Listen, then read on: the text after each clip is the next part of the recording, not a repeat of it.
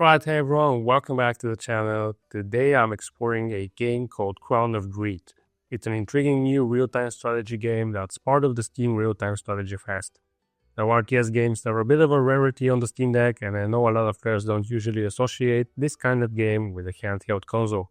But for some of you, the Steam Deck might be your only PC, so I decided to test this game out to see how well it performs, what kind of experience you can expect, and whether Crown of Greed is a game you should keep on your radar. By the way, this week I'm covering a lot of new upcoming games from the Steam Real-Time Strategy Fest, as well as some old but gold titles, so stay tuned for more videos. Now, in Crown of Greed, you take the role of a ruler in the Slavic-inspired realm of Rodovia. Your job, managing your kingdom, fighting off creatures like undead, vampires, and giant spiders, and keeping your people happy, all while trying to protect your crown from, well, greed. What's unique about this game is the indirect management system.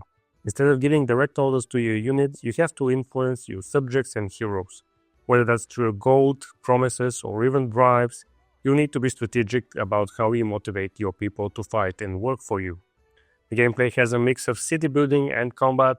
You construct buildings, expand your kingdom, and recruit heroes to assist with tasks and battles. Each hero has their own unique abilities, and picking the right ones for the job is critical. The game also features procedurally generated maps, so every playthrough feels a little bit different. Whether you're navigating through forests, swamps, or icy tundras, there's always something new to discover. Now let's talk performance on the Steam Deck, because that's where things get interesting. Crown of Greed runs at around 35 to 45 FPS. It's definitely playable, but you will notice some dips, especially when zooming in during more intense moments. The closer you zoom in on the action, the more noticeable the lag gets. And if you're someone who loves keeping an eye on every little detail up close, this might be a bit of a drawback. Keeping the view zoomed out helps maintain a more stable experience. Now, battery life on the OLED Steam Deck is about 3 hours on medium settings, which is decent for a game like this, and that's, as I said, running it on medium settings without any frame limits. If you do tweak the settings or cap the FPS, you might be able to stretch out a bit, but I didn't feel it was necessary for this particular game.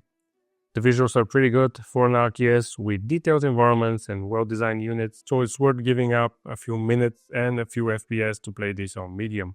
One limitation you should be aware is that Crown of Greed doesn't currently have controller support, and I think that's pretty obvious for an RTS game. So for this test, I played docked using a keyboard and mouse, and it works perfectly fine. Now, if you're someone who plays handheld and prefers controller support, you will be able to, but it will take some time to get used to it, and you'll need to configure the controls on your own.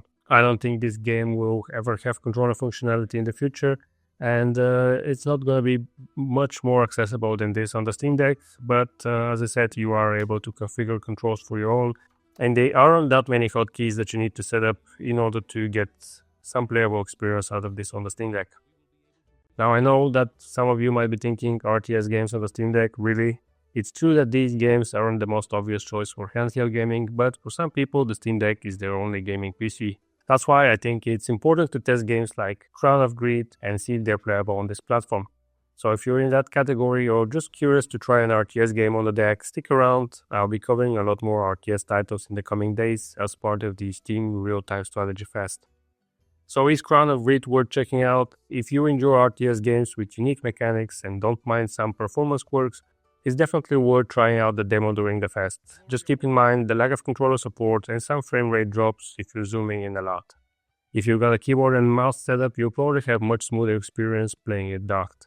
So thanks for watching. If you found this video helpful, make sure to give it a like and don't forget to subscribe for more Steam Deck content. I'll be covering more RTS games soon, so stay tuned, and as always, let me know in the comments what games you'd like me to test on the Steam Deck. See you in the next video.